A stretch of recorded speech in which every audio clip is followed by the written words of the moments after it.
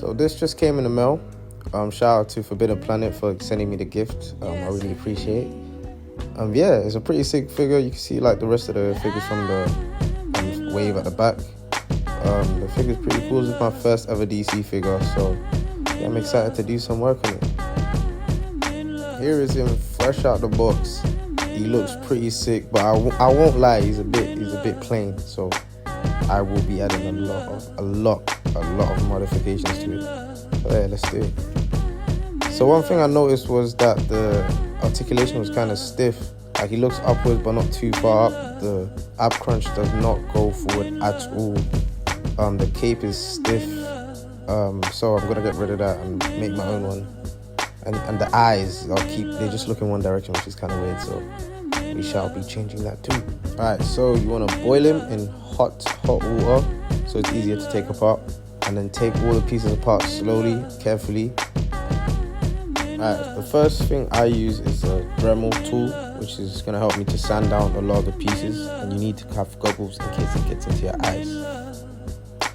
Right here is where you want a Dremel. You want to get a Dremel tool and just like sand off the back of it so it makes like a channel so you can look straight up. Don't do it too low so you don't it doesn't show at the back. And for the ab crunch, you do the same thing essentially. Just create like a little channel so nothing is in the way, and then when it bends forward, it works perfectly and it ends up looking pretty sick.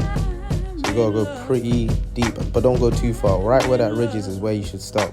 Other than that, it will show and it will kind of make it look a bit weird. For this part to work, you have to heat up the figure again and slowly peel down the chest, and you need to sand off the lower part because it's kind of useless then. It's just blocking the peg for it to actually lean forward. So just get rid of that slowly because you don't want to damage the figure, and then put it back together. And then once you've done all that sanding, you can put the figure back together, and the articulation has improved. It's not amazing, but it's a lot better than it was before. I did end up going back into it and adding a bit more at the bottom, but for now it looks pretty cool. Now we're gonna work on the thigh swivel. Then we're gonna cut it right here, not too low so you want the peg to still be seen, because if the peg is not there then it will fall off completely and it won't make sense. So what you want to do is heat up the figure again and get a sharp blade and cut a straight line very smoothly. One quick motion straight through the leg. And remember, you don't want to go too low or too high. The peg still has to be able to connect to both pieces. So once you've done it successfully, it should come apart easily, and there should be a hole in both sides, and that will let you know that you've done it properly. Once you've done that, you can put it back together and give it a little bit of a swivel. It is still kind of hot, so it does look a bit weak, but when it dries up, it gets a lot better. So my favorite part now, we're gonna add a lot of paint to it. So we're gonna use the dry brush method. So for this, I got like gunmetal gray mixed with white, I believe. And I got a really dry brush, and I just went over the entire figure.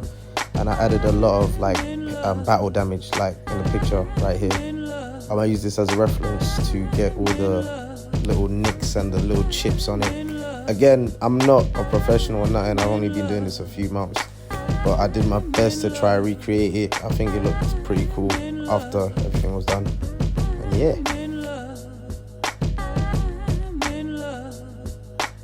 I tried to use different tools like a needle, but that didn't work, so I ended up using a sponge, which worked a lot, especially for like the boots and like the little pieces of mud and dirt that I added on eventually. It really gave it a nice worn out look, and it looked like the suit's been lived in, which was the look that I was going for, so it all worked out in the end.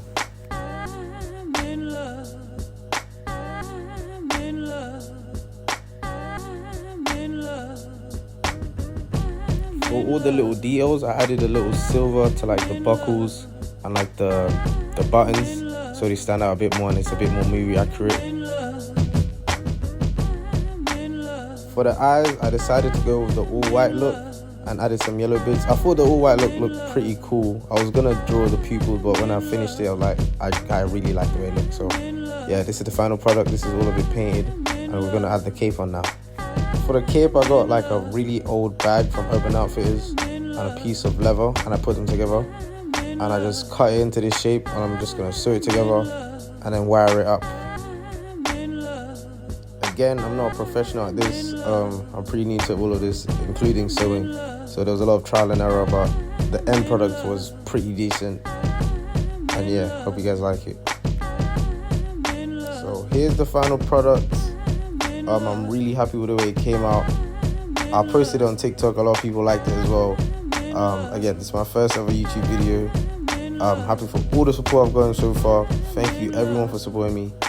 And yeah, hopefully I can do more videos for you guys. But until then, I'll see you guys later.